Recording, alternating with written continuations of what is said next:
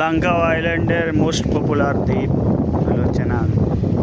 চেনাংয়ের 5 minute পরে আরেকটা দ্বীপ আছে টাঙ্গাং। অনেক দ্বীপ এখানে বিচ আছে। লাঙ্কাও আইল্যান্ডের সবচেয়ে সুন্দর যে সি বিচ, সবচেয়ে বড় সি বিচটা হলো চেনাং। লাঙ্কাও আইল্যান্ডে যারা বেড়াতে আসবেন মালয়েশিয়ায়, তারা ফেরি থেকে নেমেই 20-25 কিলোমিটার দূরে এই চেনাং বিচের কাছে চলে আসবেন। চেনাং বিচের কাছে বসে অনেক হোটেল আছে, এগুলোতে যে কোনো একটা হোটেলে উঠবেন। আর এখানে যে এবি মডেল আছে রিজনেবল প্রাইসে, একদম বিচের পাশে।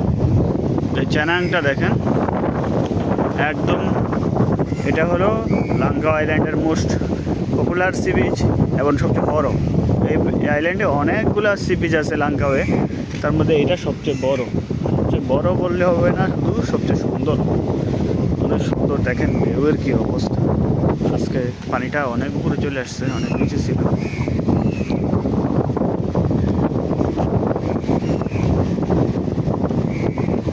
আমরা একটু পানির কাছে যাই।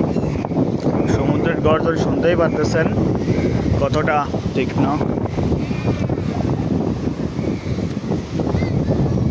এসব গাড়ি ঘোড়া সব উপরে ওঠাই রাখছে, কারণ ভোরবেলা বাতাস থাকে, বৃষ্টি হয়।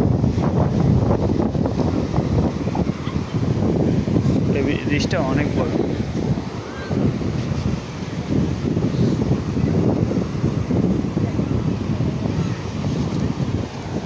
এখন দিনের 12টা বাজে। 12টা বাজে, একটু ভিড় কম, কারণ বিকালবেলায় বেশি ভিড় হয়। দেখেন পানির যেই গর্জন,